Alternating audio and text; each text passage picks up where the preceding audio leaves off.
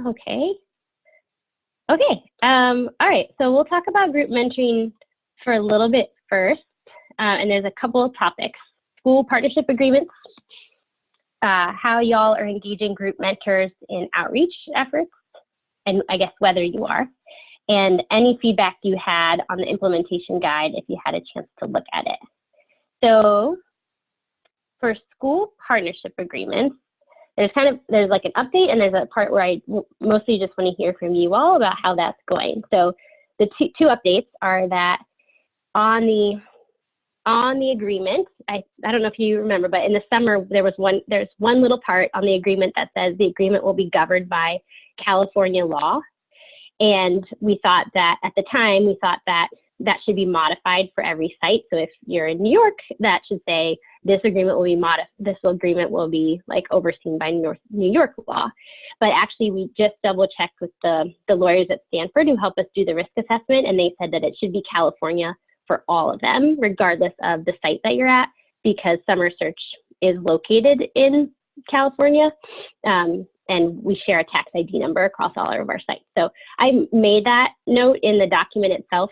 And if you have already signed agreements with the other states, it's okay. These aren't like binding. These are more like, partnership agreements. They're not an MOU. So any concerns about that or any flags about that? No? Okay.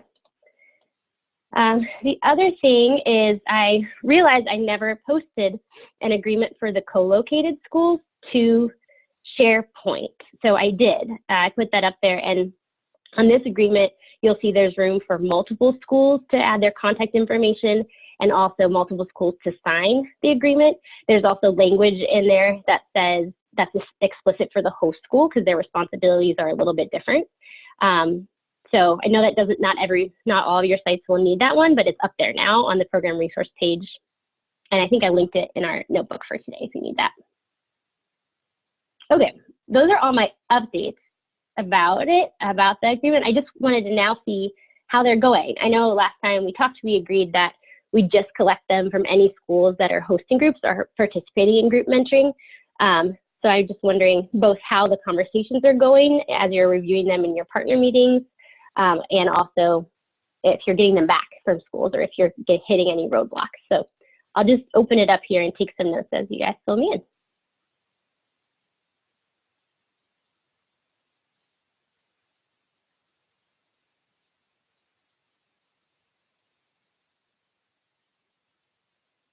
Also, if you haven't looked at them in a while, that's okay too. We can talk about that and plan for like resurrecting them.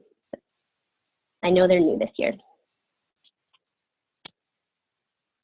They're going fine in New York. I guess a lot of them are just on hold, probably sitting on some principal's desk, not being signed. So that's probably more on me for not bugging referral partners, but I'm bugging them about so many other things that I'm kind of like, we'll get to the agreement like after all the presentations. And but no one's like had any issue with wanting to sign them. Just some schools feel more comfortable having the admin sign. But they've been going okay.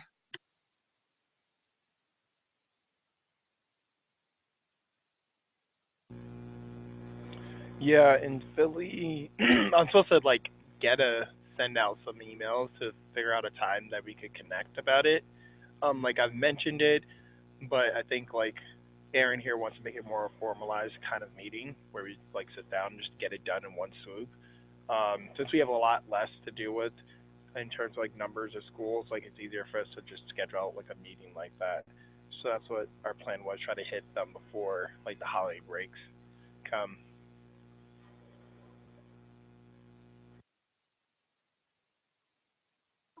I've just been bringing them with me to info sessions and been like, here, I need you to get this signed and back to me in a week. And so far, like that's worked for the schools that I've remembered to bring the agreement with. I think we probably have maybe about 4 or 5 more that need to get signed, but I'm confident like it won't be like too big of a process to get it done. So.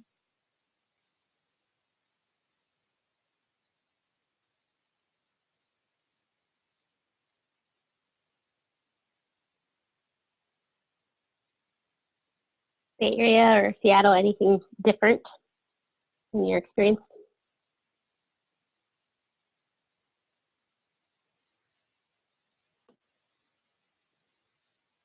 Rolling out the group mentoring for next year. I think the plan for us is to start meeting with the schools in the spring. That's right. Great point. Yeah, you don't need those yet. Yeah, there hasn't been much of a concern, just because we've been rolling out the last several years. So everything is good. Cool. Awesome. Great. Well, it's good that there's no concerns, and it makes sense that, and it's also great that you're getting most of them back, and that some of them are sitting on people's desks. We had that happen with the group mentoring pilot too. I'm curious, is there two questions for y'all? One is there anyone that used it in the way that maybe you're saying, Tolu, to like go over it and talk about the relationship and like your partnership? It sounds like it's more like transactional, like, hey, read this and sign it. But I wonder if anybody used it as like talking points to revisit what the partnership looks like. Here in Boston, we did that in June when we started proposing which schools we wanted to do groups at. I think there was like a draft up of what was being worked on, and we just used that in those conversations so that we didn't have to factor that into like the fall madness. And how did that go, Martina? Like, were they receptive to it, or was it clarifying, or? Nobody had like any like major questions, just because we had been talking about groups at a couple of different like partner events already, and so it was more of just showing like, here's an example of what the agreement that we're going to ask you to sign in the fall will likely look like. Cool, thanks. I'm just trying, I want to collect this in kind of real time, because next year the aim will be to get these signed with more than group mentoring partner schools, or you'll have more schools that are doing group mentoring. So just wanting to capture any learnings, if there are any, that can help us for next year. And then my last question was, do you, and this might be for next year too, but do you want, would it be helpful to have a field in Salesforce associated with the school partner where you can check whether you've gotten the agreement, or do you have your own system of tracking them and that doesn't feel useful?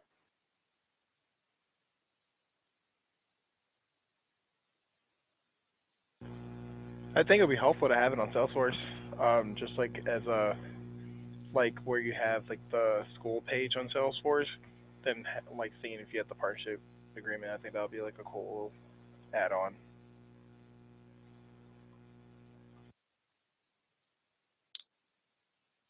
Okay. Cool. All right. Thanks, everybody. All right, that's it for the partnership agreement. Next one is just wondering if y'all are engaging group mentors in your outreach efforts. I know that this wasn't something that's like mandatory, but it was something that we did in the group mentoring pilot that really helped the staff establish a relationship with the students early in the process, which then helped build trust in the mentoring. And I know it's not possible at every site with like logistics and the number of people involved, but yeah, just wanted to hear if anybody's doing it and how it's going so far.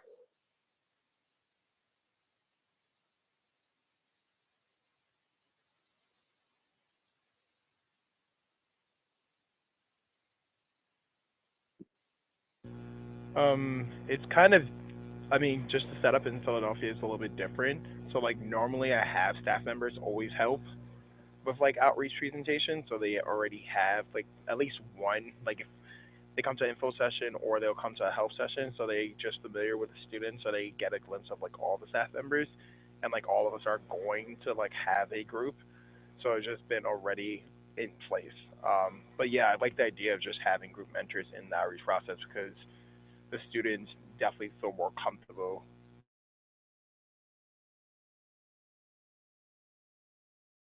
to the one mentor that you've seen or the one person they've met. I think it definitely helps with the relationship building. Thanks, Tolu.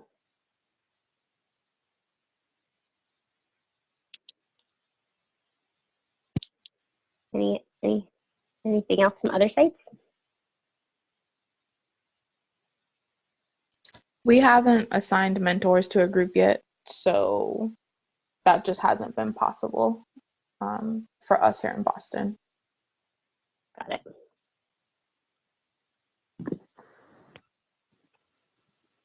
We're We haven't. Oh, go ahead. no, go ahead. I was just gonna say we same as Boston. We haven't assigned mentors yet to presentations, but we have past group mentors present at group schools, so we have that overlap. So cool.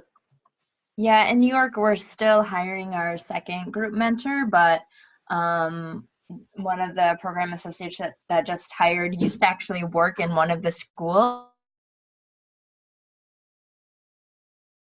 process, and it's something that we've been doing even with mentors that won't be facilitating groups. So as much as they can be in the schools where they will be taking students from, they'll be at those outreach presentations and application workshops. Our hiring has just taken a little bit longer than expected this year. Noted. Thank you. Thank you all for sharing. Yes.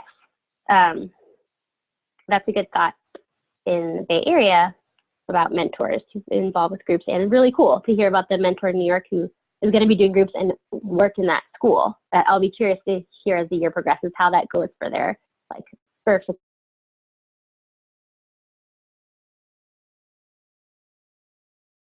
group mentoring space. That's neat. All right.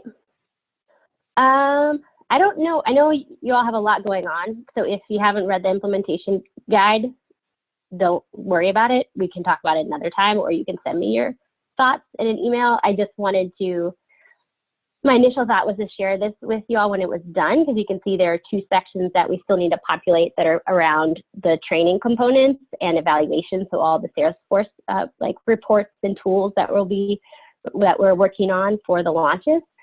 But instead of waiting till it was done, I thought I would send it now in the state that it is. One, in case there's anything in there that's useful to you now as you're in the throes of outreach season. And two, so I could get any feedback from you and the PSLs now to integrate into this guide. So it's final, and the final version reflects your input. So I guess if you have some thoughts, we can open up space for you to share them here, particularly what could be better or how this could be more user-friendly. And if you don't right now, that's okay. We can move on to the online application.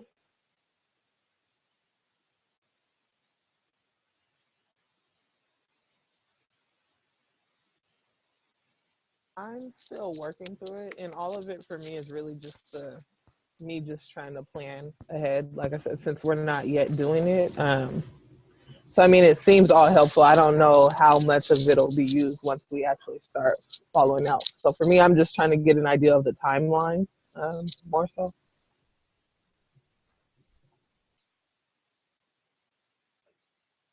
Cool.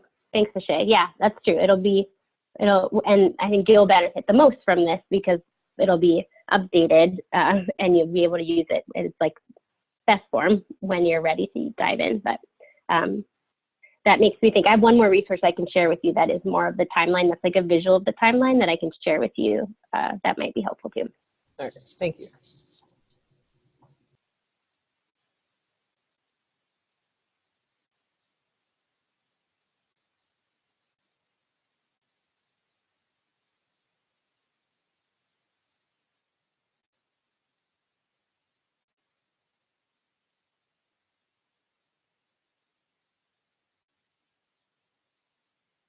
Right. All right.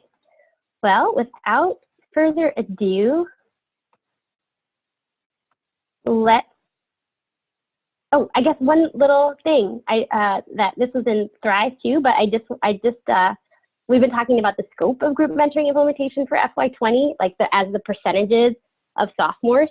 But I looked at the numbers a little bit differently, and what it's going to mean is roll out to more than 300 sophomores this year, involving about 17 mentors and 33 schools. So I just thought that was kind of cool to share, to think about the scope and scale of implementation this year. through a different lens. Okay, that's it for group mentoring. I will, unless there's any, if there's any topics or questions.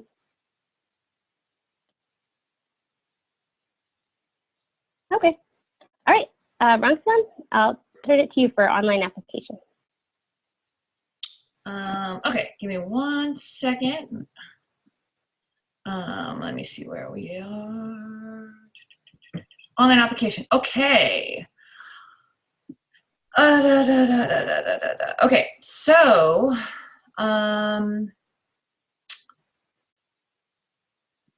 sorry, I'm just looking at the notes again.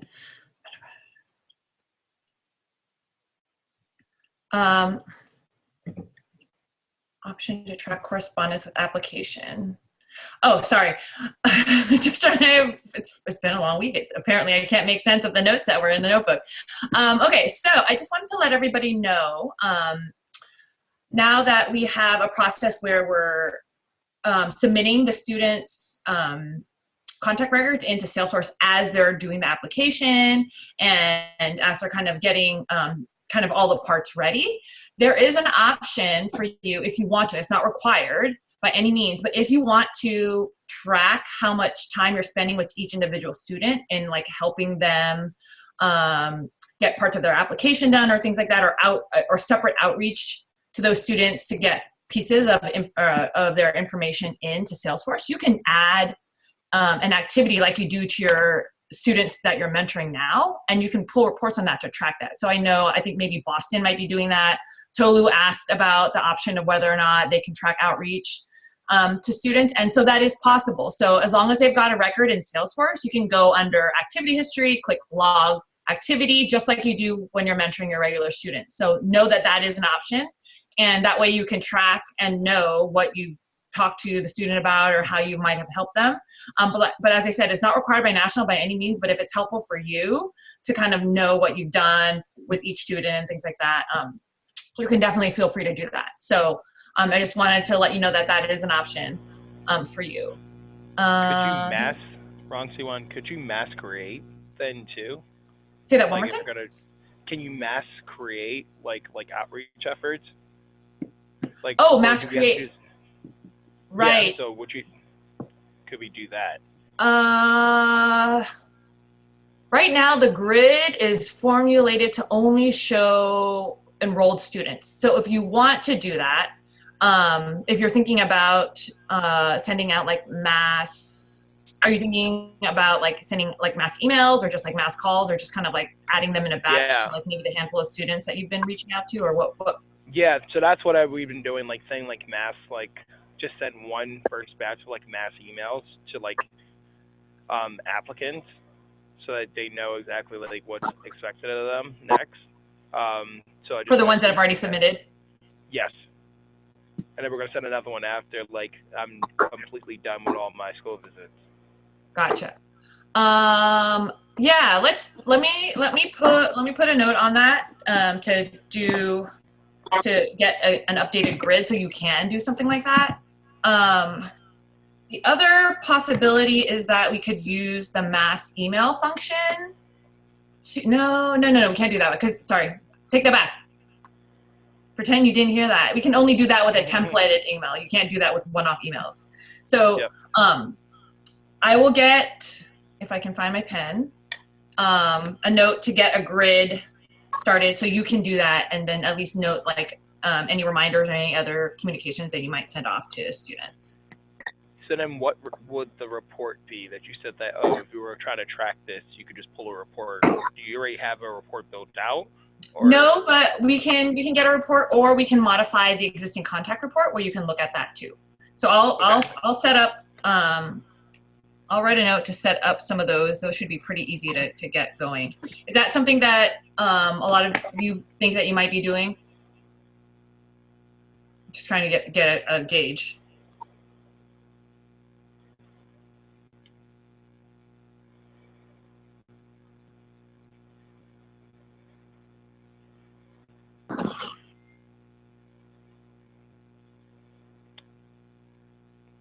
Yeah, this works for me. Thank you, Roxanne. Okay, yeah, no worries. I mean, it's not, it'll be really quick anyways, because I figured also too, you know, you can track the different parts during, as you kind of like proceed through like the enrollment and interview. So it'll kind of like fold into that piece. So I can look at the existing grids that we have now to do that part of enrollment, and then just modify it and just make a version for interview communications and stuff like that too. Okay, so quick reminder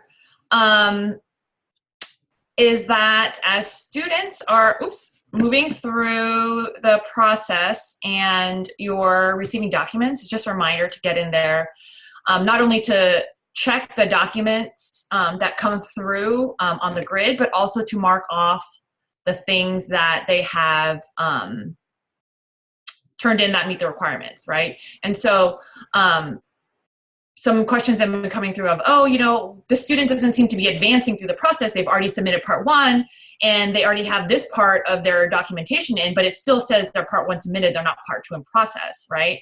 And so this is just a reminder that to get them to that next part of the status, to get them moving along automatically, you need to mark off those fields for academic eligibility or income, documentation received, and income eligibility. And so those are on the grids. If you go on to the outreach tab in Salesforce, you can see the income pieces on the review documents. So that'll show you all the documents that you need to kind of look at. And from there, you can check off whether you got the right pieces.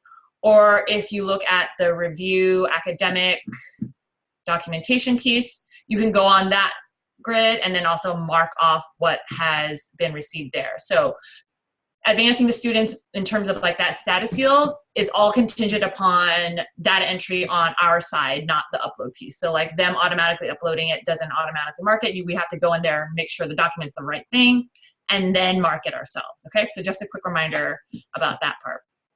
Thanks, Yuan. Can I quick clarifying question? Sure. So when we go on the verify academic like documentation grid, if we select we've received 9th and 10th grade like report cards or whatever, that does that also, when we mark that off, does that also mean that we're marking that they're eligible? No. Academically? No, that just means you've received it. That doesn't necessarily mean that they're eligible.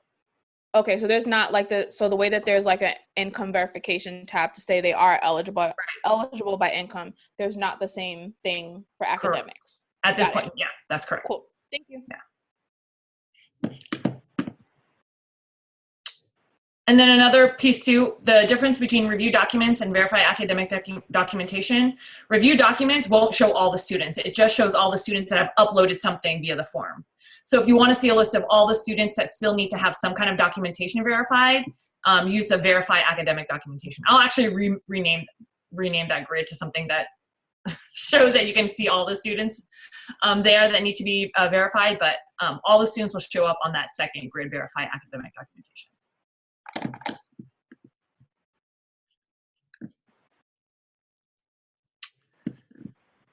All right. Okay, so the next piece. Last time we had chatted about creating an additional field to help you kind of categorize and look at the next kind of set of statuses once you've got your application in. And so I don't know if everyone has had a chance to kind of think about it, but I put a recommended, 2 recommended fields that I thought might be helpful. If you haven't thought about it yet, but hopefully if you have or haven't, I welcome, we don't have to be limited to what I suggested in the notebook, but just wanted something for you to react to in case you haven't thought of this yet. So the stages that I was thinking of for next was potentially, you know, now that you have all your applications in, how are you going to kind of like filter through the students and mark which are the eligible versus not eligible? And then after that, like, how do you know, once you're kind of like in the part where you want to invite them to the interviews, like if you're doing multiple rounds, how do you kind of separate them? We already have that interview date field set. So like you can use that field to say, okay, I've scheduled it, or I'm going to schedule them for this date. But then if there are any other markers or things you want to do to kind of like group the students as you go along, like you can do that too. So, and then another thing too that I thought was like this waitlist field. So like if you have more students that you want to accept and then you want to pull them into like a priority like pool or not. So this is kind of like how I was thinking about it, but obviously I don't do this every day and you have.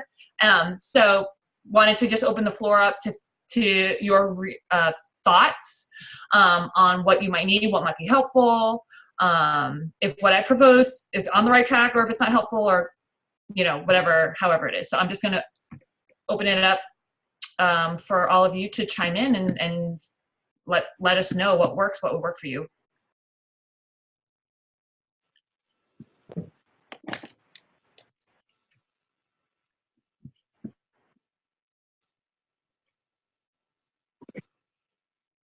That's a good question. Those are good questions, Bonsoir. And I'm just curious, can I add a question to that as well? Because I would love to start partner with you all on like how are you updating referral partners on these application statuses?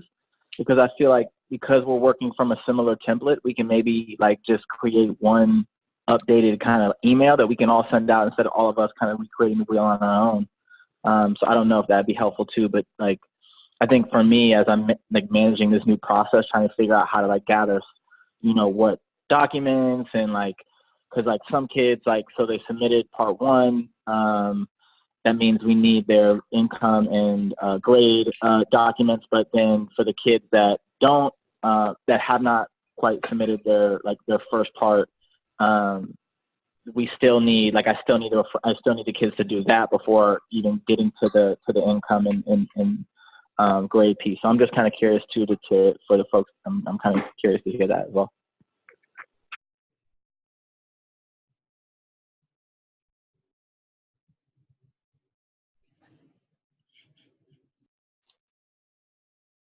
I love the idea of specifically around like the program eligibility, so I don't have to keep a separate tracker. So I love the idea of being able to check that, either mark it off somewhere in Salesforce, and for the exceptions to also be able to like note what that reasoning is. That sounds super helpful. And then also because we're doing a waitlist for the first year, also love like the option to put like student status on a waitlist. And then like Bradley, I can send you the school tracker that we started using last year. I can send it to everybody in the cohort, just as like a way to like give our partners a detailed update as to where students are. So I've kind of just been pulling the report from the dashboard and then just like popping it into the school, like the individual school tracker that we've been using for the last year or so.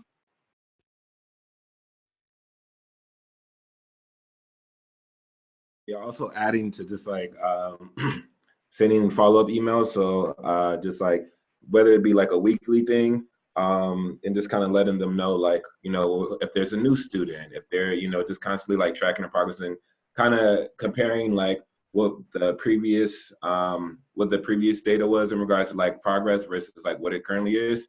And then, even thinking about like today, what I was planning to do is just send some text messages out via SendHub to just students like, hey, deadline's next Friday.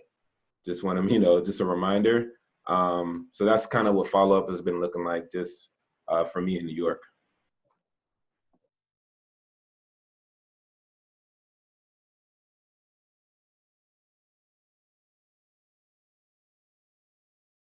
Yeah, the suggested field seems really, really helpful this year.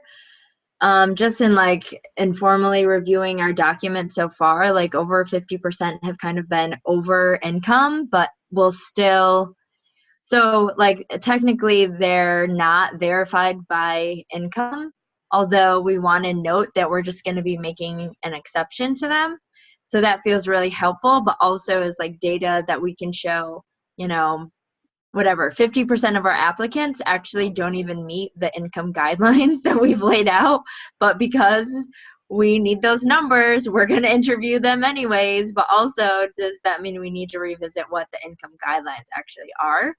So that feels really, really helpful for us to be able to capture that in a way where it's like, yes, we've actually verified that we've received a document, it doesn't fall within like the confines of our current income guidelines, we'll be making an exception, and then we'll be moving them onto interview. So that, so just as an added like exception, if we could, you know, include something about like an exception for income and something about like whatever, you know, just exception for needing more applicants would be really helpful. I agree. I also second that. I think I'm also imagining that I know we have certain schools here that the amount of students who will qualify for income is definitely significantly different from other schools. And so I think that having that could also help us with deciding who we continue to partner with. If we can show that, you know, like this school, clearly, if we're going to continue working with this school, then we need to make an exception of the income. And then similar to the follow-ups, I've definitely been using SendHub to really text students. I did, last week I called almost just about every single parent where a family had started their application and left voicemails and just talked to parents and let them know, have they heard about the program, kind of letting them know that their student was interested. Today we're throwing our very first, it's going to be small, nervous, but a family night to where families are going to come out. And so I'll present to some of those families so that they too get to see the presentation. And then with school referral partners, it's been me just sending an email and saying, hey, you know, like great news, this student just started their application. Can you send me their transcripts? Or these students just need to turn in their income verifications. These are the documents we'll take. Can you support me in like encouraging these students? Which leads me to a question which doesn't have to be answered now, but I have a question as far as anybody who's working with referral partners who don't seem too engaged, who like don't care to follow up with students, what you're doing to work with that. I'd be curious to figure that out.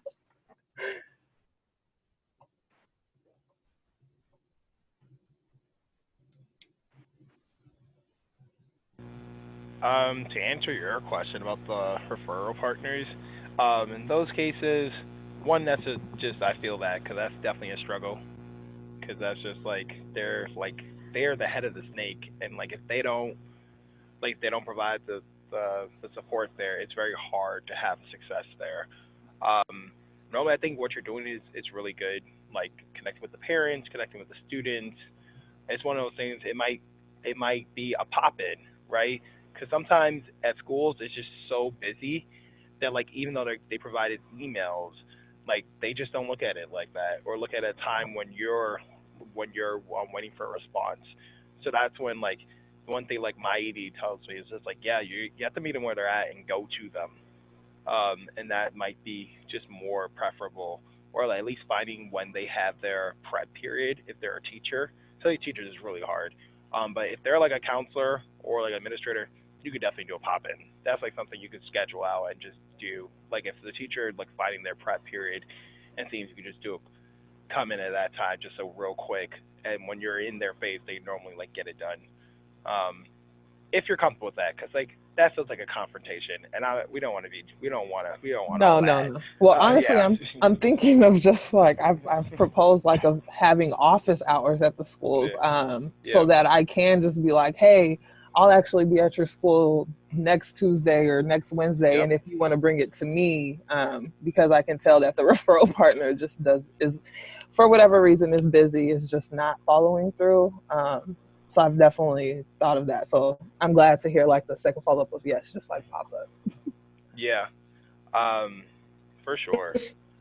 I was just gonna say, if you don't feel comfortable with like a full-on pop-up, sometimes I do I'll call the school, ask to get transferred to the counselor and be like, hey, I was in the neighborhood, I really want to connect about this. Like, do you have 5 minutes? I can pop by the school really quick and make it easy. And that's like a less confrontational way. Like if you don't feel comfortable with just like doing like a blind pop-up. Thank you. That is actually good tactics just in general. That's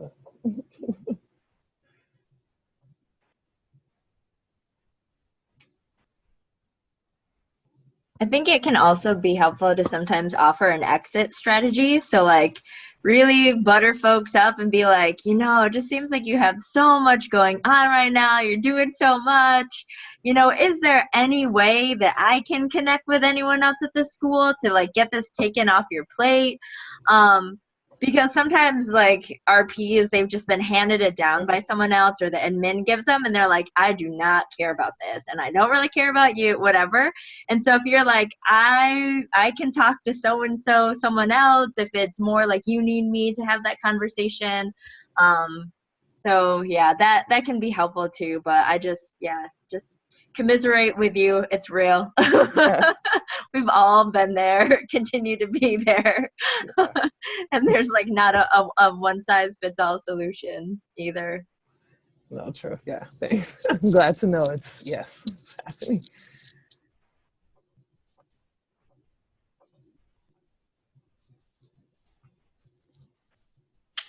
Okay, so any other, I guess, before I bring it back to the fields, any other suggestions or thoughts for Vishay or for Bradley about follow-ups and things like that? And then we can kind of circle back to the field piece.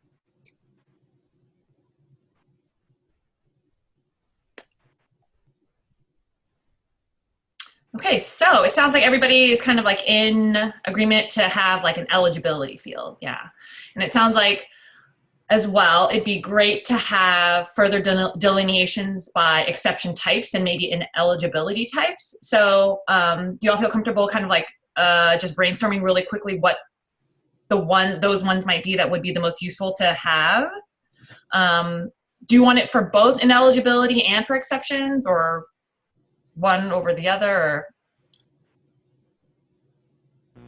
I think for both, like if they're ineligible, it's good to see the reason why. Okay. Because that might be just a conversation to have with the referral partner about like the students are in the room, or like how we can like maybe plan around that. Could be helpful. Okay, great. So why don't we just go ahead and I guess we can just throw out the ideas and then we can come together and see what we have and kind of come up with a final list from there. You can just popcorn whatever feels right. So I think in terms of ineligible, I'm thinking about income, age, academics. We don't particularly hold very close to that, but those are like the three like immediate ones that I'm thinking about. For academic, do you want to outline that further? Like, I mean, I don't traditionally know if you accept someone because their grades are too high or their grades are too low, or does it swing in both directions, or does it not really matter? I think for the most part, sorry. Go ahead, Tolu. For the most part, we want to know if they're failing classes, like how many. Like if they have like 3 Fs, that's like something that we're like, or 2, like kind of the similar language that's always on like the paper version. So just like being able to mark that.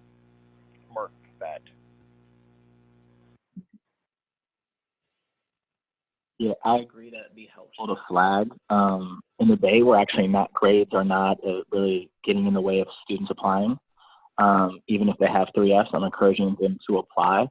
But it is going to take, obviously if they have to do summer school and other different things, it's going to, impact their journey or their potential for going on a summer trip. But yeah, I think that for other like age and grade was really what we're kind of looking at, and income, excuse me, as well. But and we're seeing, I don't know if for y'all, but we're seeing a lot more young folks actually not be candidates due to age, because we're working with a lot of young kids who are newcomers. And so they're coming from different countries in which they're maybe like 18 years old in sophomore year. And so we're kind of trying to figure out how to work with those. But from what I understand, it's from the summer program perspective that we can't accept them. It's not from our perspective. So that's something too that I just wanted to throw out.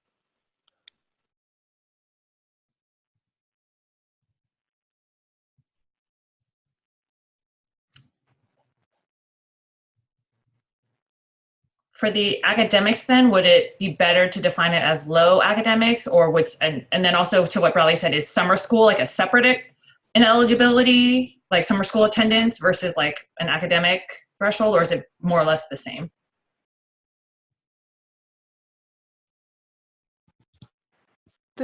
I don't know if this is the same for everybody else, but we don't know about summer school until basically they're already in the program. Like if they'll have to go to summer school. Because I'll stop there. Maybe it could be like a risk for summer school. So just like based off of their grades, just like, is this a candidate who may have a high risk of being in summer school? That might be something that could be helpful.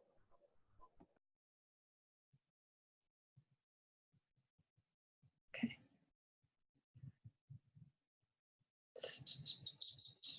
Yeah, that works for us in the Bay. Summer school risk. Okay, let me put that down as a separate thing. I feel like that's a different like field that we'd want that is separate from ineligibility though, right? So like if we wanted to put the ineligibility category, so far we have income, age, and low academic performance. Does that resonate? Anything else for ineligibility? Those three, more or less? Okay. What about for exceptions?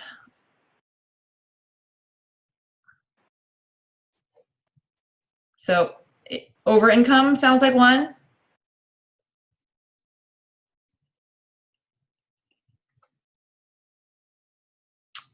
Is that the main one, I would say? Or are there any other? I would also say like a legacy student that maybe like we wouldn't otherwise accept except for the fact that they, are a legacy student. Yeah, that's a good part.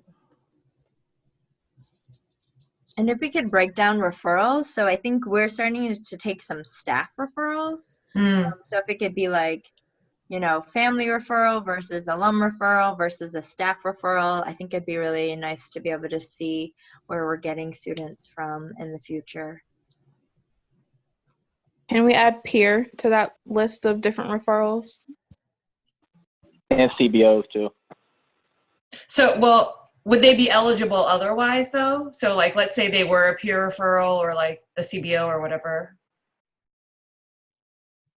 I'm just trying to make sure that we like separate the referral piece from if they were, so like if we look at the student, if they were ineligible, but we're making this exception because of the, you know what I mean? So I just want to make sure like we're not just pooling all the referral students into this field, even though they are eligible. You know what I mean? I'm thinking about this as a perspective from the student does not attend a partner high school. So otherwise they would not be eligible to apply for summer search if it weren't for, whatever X referral is coming in. Okay. Like for all those students that are showing up as like unknown high school in the dashboard, it's helpful to have an understanding of where they're coming from. Got it.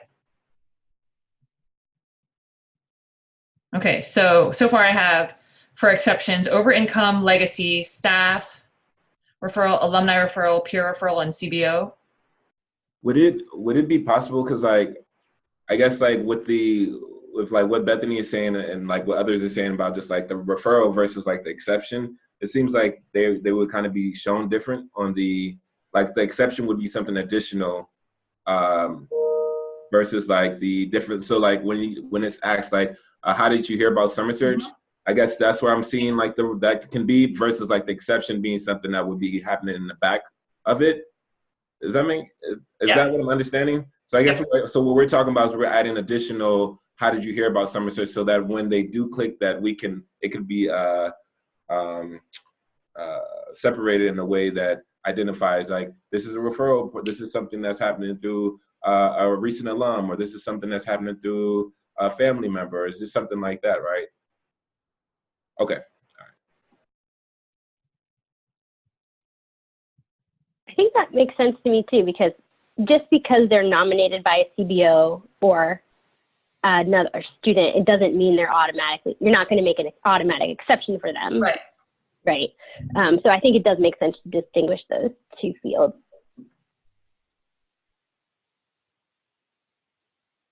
I'm not sure I'm following anymore. So are we saying when we're talking about exceptions which happen on the back end, and we as like the staff are assessing a student, will have the ability to mark off like technically the student's not eligible, but we're making an exception and here's the reasons why. And part of those reasons will be because it came from one of these 4 types of referrals. Is that what we're saying? I'm lost. I don't think so. For me, for my seat, Martina, listening to this, I think that last one, the like where are they coming from, is good data, but it's not a reason that we're making an exception about a student. So I think we want to know it, but it's not connected to whether or not we're making an exception around accepting a student. But what if it is? Well, it could, right, because it could be, well. So I can use a perfect example. Explain like we that. had one student last year who technically, like, if you're looking at the decision making weights, like, she should not have been accepted, but she had 2 other siblings in the program, and so we made the exception for her to be accepted over other students with a different like decision making weight. And so I would want to be able to track like where we're making those exceptions. Does that Martina, was that because she was legacy, or was that because she was referred by one of her? Got you. You needed like a distinction. Okay, so that's a legacy example, but then there have also been students who, if we're looking at decision-making weights, the only thing that's against, like, they like have a low decision-making weight. I can never remember which way it goes, but like theoretically they should have been accepted, but they are not at a partner school. But because one of our current students nominated them and they're meeting the decision-making weights, we've accepted them into the program. And that is also something I would want to be able to track. It's not something that we do often, but it happens. I'm wondering if we're conflating eligibility for an interview. Like, is eligibility are we talking about program eligibility? Because at this point, you won't have like decision-making weights, right? Right. Okay, that's where I got lost at. Yeah, I feel like we're looking at initial program eligibility. Sorry. Go ahead, Toby. Yeah, I think we're just getting too much into the weeds of it. Like, I don't know if we need to even have that, like, mark, like, exceptions, because by that time we wouldn't, like, really have all that information. Then you wouldn't have the full class size to, like, determine decision-making weights and risk factors and all those things. I'm just, sorry. Go ahead, Martina, and then I'll jump in. I feel like Bethany is about to say what I was going to say, so I'm going to let her go since I've been talking a lot. Yeah, I feel like I'm on the same page with Martina, just in the sense that, like, I feel like we need the exceptions as an area as it relates to referrals to know whether or not we're going to even interview that student. So that we can be able to see, like, oh, we're making this exception to interview this student, even though they don't meet these program eligibility guidelines. And the reason why that is because after we hit the exception, it'll be like staff referral. So it is like both a program eligibility, but then it also comes into like weighted factors. We look at the total number of students that we accept later. It's nice to have that data to understand, like, why would this student from like a non-partner high school or whatever be accepted over another student. Like, it's both. It really is both, is a way that I see it. Wait, so are you saying that, so if a student fills out an application, right, it might be different at like other sites, but like if they fill out an application in Philly, like they automatically get an interview, like no matter what. Like that's like, okay, got it. So that's where that makes sense now. Okay. Yeah. And now you have like data and reasons why. Okay, that makes, I'm for that because that makes sense why. Okay, if that's. Yeah. But wouldn't that be shown when they when they say like, how did you hear about this? Wouldn't that be captured there? So would there? So I just want to jump in to like directly answer that. Some students have written in Armani because he came to they got I can look at our nomination tracker on Google Forms and see that like 3 different current students nominated them, but when they're filling out the application, they're writing Armani's name in because he was at this, he also went to their school and did an info session. So like they're marking it off, but it's not always the most accurate like trail of how they actually like got introduced to the program, if that makes sense. Okay, so with the exception, this is something that really is about the follow-up. So like after they submit it, then that's when we would have to follow with them to confirm like, okay, this is they were referred by you know, a school partner or a peer or a family or alum, all those different categories. So that's kind of that's why it would need to be something that would need to happen on the back end. That's what we're saying? I think if you're saying it needs to happen on the back end because the front end data is not always accurate, then yes, that's what I mean. I don't know if that's what you were saying or not. Yeah, that basically, it was just kind of like, okay, just because you don't know, you can't really capture it accurately, and just like we would have to follow up on the back end to make sure that's correct. Okay, I get it. Right. I mean, and then also another clear example directly from the application, you get that, how do you hear from us? But then later on you say, do you have someone in your family in summer search? So they could put Armani on the front end, and then all of a sudden you find out that like their cousin is also in it, or their like sister, or their whatever, right? So there's that like part of it too. Okay. Get it. Okay. Ronson, do you feel like you have what you need to? I think so. And we can start with this list, and then we can refine it. And as we kind of go through it, you know, and you know, it can be iterative, and we can check more about it and update it. I think timing wise, I'm already probably at the end. Or do we have some more time? I forget where we started. Yeah, we are. Yeah, we probably should wrap this up in a couple minutes to make sure there's time for our site. So let's just stick for now, adding the new eligibility field, and then we can kind of talk about what we need, I guess, in terms of additional fields later when you decide, like, or when you know, like, how you want to interview people, or how else you want to start to categorize students and like things in Salesforce for pulling reports and scheduling and all that kind of stuff on the next call as well. So we can kind of make it like an iterative process. So we can go through the other field needs then. And then really quickly, it's linked on in the notebook, but we've got like not a handful, like a couple tens, like maybe in the 50s range, probably by now, of applications that got started that their information never got sent over into Salesforce because they got because they'd save and resume, but they didn't enter enough of the basic informations to make a record in Salesforce. And so we developed a process where I would go in and basically reopen the application and send them a reminder, because if their record isn't getting created in Salesforce, they're not getting those automatic reminders every like week. And so we just want to let them know that, hey, we know you started this application. Here's how you can get back in. Please reach out and apply. And we're going to like include a list of the contact numbers in that email as well.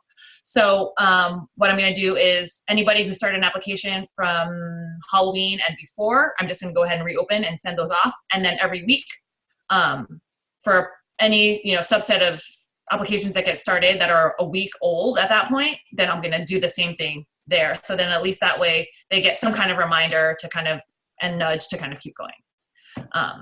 Does that sound good for everybody? Okay, great. And then lastly, we want to just kind of like debrief the online application process, how it's going, the different parts, what's working, what's not working, and things like that. And we just want to just ping you to figure out what timing seems right for you all. Because I know then pretty soon you're going to be heading into the thick of interviews, and I know that gets pretty crazy. And so we want to kind of debrief when it's semi-fresh. And so any just initial thoughts in terms of timing, what would feel good for everybody?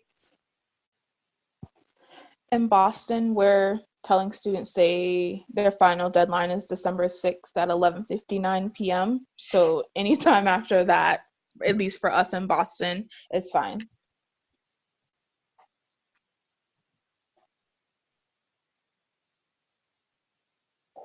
Same with the Bay.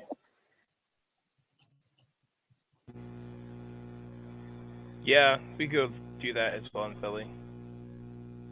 Will everybody be wrapped up by December? Yeah.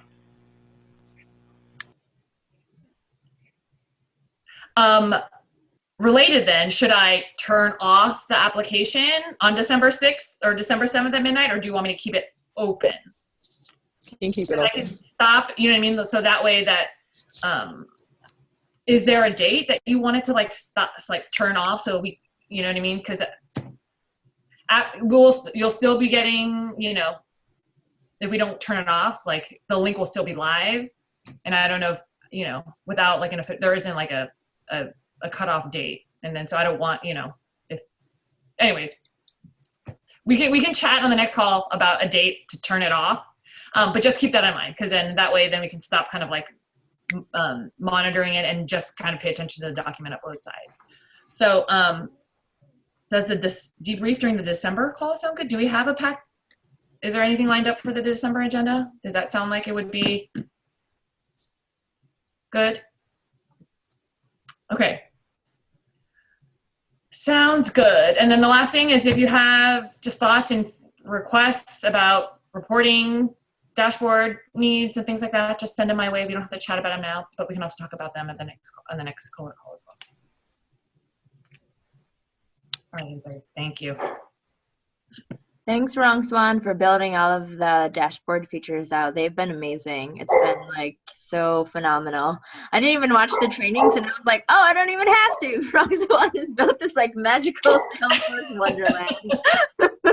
So thank you again. Awesome. Thanks. I'm glad it's super helpful.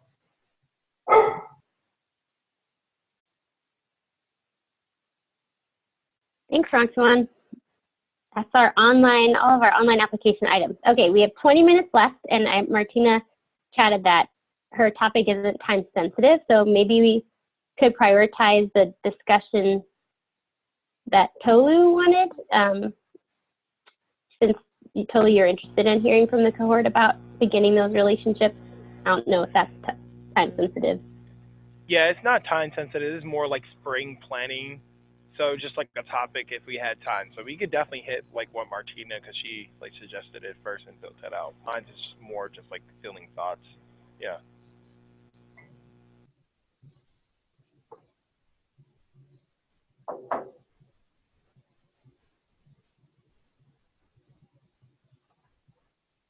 Okay.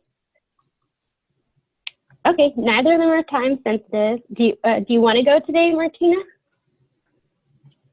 I don't have a preference. It's honestly not going to take me that long unless folks have a bunch of questions. It's because we did this like right at the height of the season. This is also going to be like preparation for spring planning too. So I'm happy to like go quickly through it, but I don't think I need a full 10 minutes if folks are interested, or we can refocus the time on something else. I don't particularly care. Yeah, I don't need a full 20 minutes. Yeah, I could use 5 to 10 too as well. So we could probably hit both then. Let's do that. Yeah, let's do it. Okay, cool. So at the beginning of October, Boston Consulting Group is headquartered here in Boston, and so as a part of their like attempt at giving back to the community, they have this application process where nonprofits can apply to have like a coach-a-thon day. So you basically go to their headquarters. They have a team of anywhere from 3 to 6 consultants. They focus their time for a full day on 1 or 2 issues that your organization is facing, and they do all their like fancy computer data analysis and like give you recommendations on how to like address and resolve that problem. So the 2 problems that we posed here in Boston are just how do we deepen our roots in the community so we can get more quality applications from students in the community, and then also like how do we just like get better at the parent engagement piece. So we provided them with our info session data. So we had a tracker where every student that we went to an info session and they filled out a sheet, we kind of tracked them from the time they went to the info session through applying if they did apply. So we gave them that data from last year. And then also we have an admissions tracker. that just kind of tracks every student that we interviewed, whether or not they got accepted in like the decision-making weights. So we gave them all of that data. And if there's a link in the outreach OneNote, if you just kind of want to see how the data broke down. I think the highlights that we pulled from that conversation are that for us, at least here in Boston, it's not necessarily about getting in front of more students, because we average about 15 to 1,800 students that we're interfacing with throughout the season. But it's more so about like the conversion from the time a student comes to an information session to getting them to fill out an application. And so we talked a lot about what the levers are to do that. And so thinking about things like partnering with other nonprofits for younger students. So like, are there organizations that are working with ninth graders that maybe towards the end of their ninth grade year, we can start to like use that as an intro point, as opposed to just waiting to the beginning of sophomore year. We talked about like, how easy is the application? How accessible is it? And are there ways to track, for example, like how long a student's spending filling out the application, or from the time they start it to the time it is actually completed, what does that time frame look like? And using those as levers to leverage that conversion piece. And I'll pause in case there are like questions, clarifications about that. No? Okay. So if you're looking at the data analysis that I put in the OneNote, they broke down. So we talked a lot about like our goals towards gender parity. And so one of the things that they looked that was helpful, I guess, to just take from that conversation is that once we get a young man to apply, they actually have a pretty decent like retention rate between acceptance and enrolling. And so it's actually more about us, like for young men, focusing in on the conversion piece, like actually getting them to apply, because for the most part, I think it was like it's like 83%. But we lose like a huge chunk of the young men after the info session. And so what do we need to do to focus in on the conversion there? And then I think the other helpful thing is, so they gave us like lots of stats, right? So like if you look at the page about parent language, they highlighted, they gave us this data about like the retention rates based on like the family's like language preferences. And so when I looked at this and I saw that like our Cantonese students have a pretty high like retention rate between info session, getting accepted, and then enrolling. What I also noticed when I go back and look at the data is that those are students that are coming from our very well resourced exam schools mostly. And so not all of the data is necessarily helpful, but it gives me an opportunity to look at the context behind the data. And so when we get to the spring, those are just kind of the things that we'll like start to look at based on like what they gathered for us in that coach-a-thon day. That's kind of it. We're not really acting on any of this right now. So that's just kind of like the gist of the things. Happy to attempt to respond to questions if you have them. If not, that's all I got.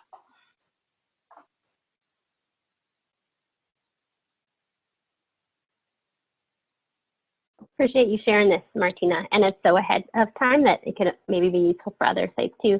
One observation is just that a couple of the things that you mentioned were similar things that we found when we were doing data analysis for the Males of Color initiative, specifically the importance of conversion. We didn't use that language, but I really like it, from the like nomination to application, and also for young men, that it was lower. There were fewer young men relative to young women applying, but that acceptance and enrollment were on par. So yeah, just interesting to see that parallel with the different set of data.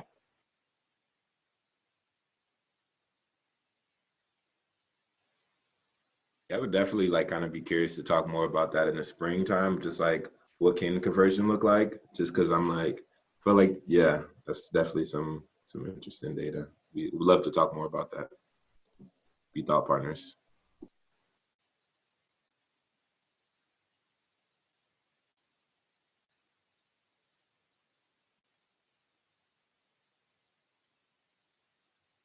So there's if we want to like come back to this in the spring, there's a lot there's like 18 different pictures from the whiteboard where we were like talking about different stuff, and so happy to like gather that together, and then we can use it to do like thought partnership with one another in the spring. Yeah, and there can we add though, I guess the thing that I like came back to, especially after the MOC initiative, was like there's so many whatever levers I guess that we can change on the outreach side, but if program doesn't shift to address, I think at the core as to why like young men are interested in the program or all of these other elements, like I feel like outreach, we can continue to be like running around, doing everything different, doing this different, doing that different. But like if program doesn't shift too, then like our job is just going to be harder and harder. So if there's any way we can like align this work with also just the PSL side, I feel like we'll be much better at recruitment, you know, like, yeah, just taking in those two variables. So just want to kind of flag that. And I think for you, like Alex being really on the full national program team, it feels helpful to name that so we can revisit that together as a group in the spring. Yeah, that makes me wonder, that makes me want to follow up with Amanda about our learning agenda and whether, you know, in the strategic plan, we don't have a focus on gender parity, but I think it is an area of interest, and we have a hypothesis about the group mentoring model. That's a programmatic change that we hypothesize will better serve young men, better serve all of our students, just based on what we qualitatively, the feedback we got from the pilot, even though the retention rates were comparable in the pilot and group mentoring to our traditional model. So yeah, I think that is something that we've have had on our minds, but I think if we don't formally build it into our learning agenda, we're at risk of not prioritizing that learning or making that bridge from outreach to like our program. So yeah, it just got me thinking about how can we measure that or test some of our hypotheses about how our program can impact retention. I'll follow up with Amanda, and then maybe that's something we can talk about more on this call.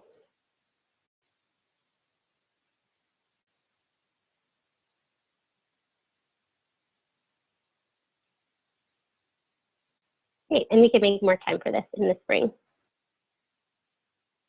I'll note that in the future for future agenda items. Okay, we have exactly 10 minutes left, so we can make the switch to Tolu. He wrote in the chat to push it later because he's having computer issues. Oh, got it. Okay. We can do that. Is there anything else that came up from what Martina shared that people want to talk about, or anything else generally?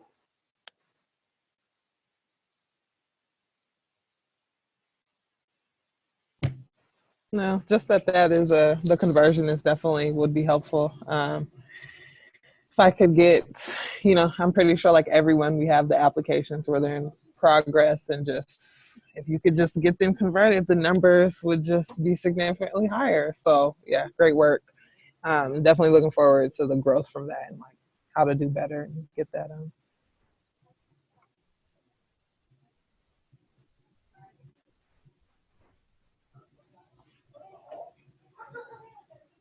In Bay Area and Boston, are you finding that a lot of your students are over income? I know Seattle's having a similar issue, but was curious if, like, I don't know, you notice any trends in the bigger sites? Of the like 130 applications that have been started, we have like 10 pieces of income. So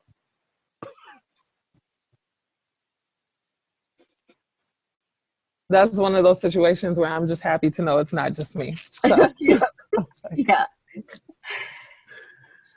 There are a lot of documents y'all need to look at, though. I just want to tell you. So the list on the dashboard from the national standpoint is like this long. So when you get to it.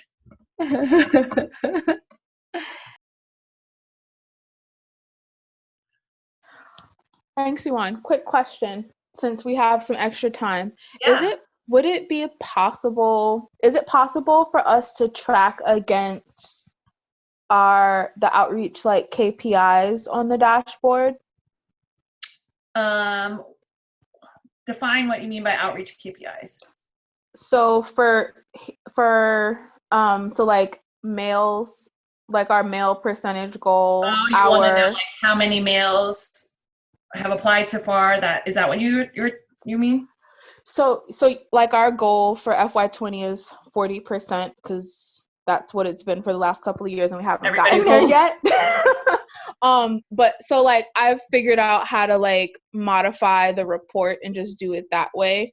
And also development is often like popping downstairs like, oh, where are things at right now? And so like if it was an easy fix for us to like track like where our mail applications are, where income eligible, like the free and reduced lunch and then first gen are, like if it's an easy thing to track, cool. If not, like I can continue to just modify the report. That was one of the things that I was thinking about putting on the dashboard, but I didn't think that it was like top of mind. I was like, oh, that's probably something that you won't want to know until like you get into like what's the pool of like interviews. Would just a component on the dashboard be enough that says currently like of the applicants submitted or in progress or all of them, or looking at so what would you of like everything that's kind of in there right now, or just of those that have started an application? Started and are in any part, because I know you're doing the halfies too, so I assume that not everybody in that pool, so I would say everybody that's has started any part of starting an application. I'd be like, if it's of interest for other folks, I'd be open to whatever version of like whatever point they are in the application process. I don't have a particular preference.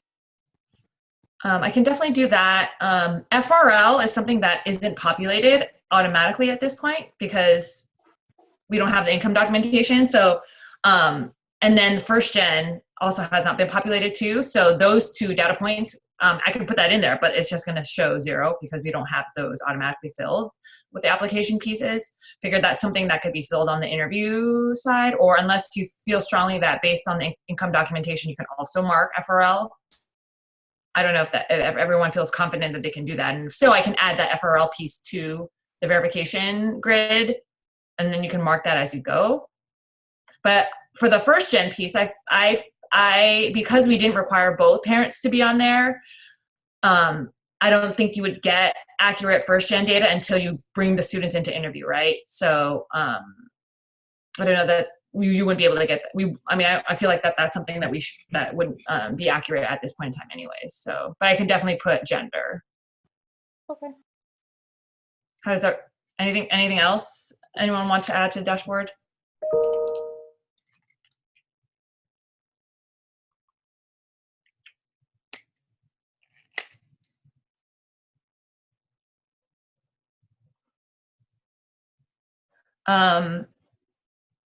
I am in the process of sending out an email to everybody of student application follow-ups based on some of the errors that I've been seeing, just so, just know that that's coming your way, maybe like in the next hour or so. I'm just kind of going through them and seeing what the errors are and just outlining it. But it's going to be one big email to everybody, so you're just going to have to find your section. And in my follow-up for today's notes, I'm including a link to a tab in our OneNote that you may have seen in there. That's a table just asking for your interview and enrollment dates to make sure we're delivering all the updated materials to y'all. I reviewed all of them this week, and on Thursday, we're talking about them with the PSLs. So yeah, just want to make sure that we're getting you the materials when you need them. Is anyone starting interviews in December this year? Potentially in New York, we might actually do some of our referral students in mid-December. Yeah, it just will depend on based on numbers. I think right now we have a school that has a good group, so I wouldn't be surprised if we went ahead and did interviews for that school in December, but who knows? Okay, maybe when do you Bashé and Bethany, when do you think you'll have confirmation on like whether or not you're going to be doing them? Good question. And I mean, I would say I hope before Thanksgiving break, but it like depends on like our interview training, when that's gonna happen, when our fourth PA gets hired. So there's a lot of unknowns right now. Yeah, I'm similar to you, Bethany. I think looking around Thanksgiving break, hopefully we'll know before then so we can schedule it out. Okay. Well, that's good to know. On the NAPT side, we'll prioritize the interview materials and everything that you need. So hopefully you have them. Whether you do them or not, they're going to be ready for you. Okay. And a quick random question too, if you can, Alex, if you can amend that notebook page and also ask how many enrollment waves and when you expect to mail decisions by too, so then that way we can prep all the other Salesforce side of it as well. That would be great. Okay. How many enrollment waves and sending? Yeah. Enrollment materials? When decisions, I guess when decisions are going to be made and mailed, and tentative enrollment deadlines. Bye. Okay. Noted. I'll update that wrong one. Thank you. All right. Thanks, everyone. I'll get a time on our calendar for December before the break. All right. Thank you. Take care. Everybody have a great weekend. Laptops closed. Keep them at the office. Don't bring them home. And I say that. Yes, relax. Yeah. All right. Bye. Bye, everybody. Bye.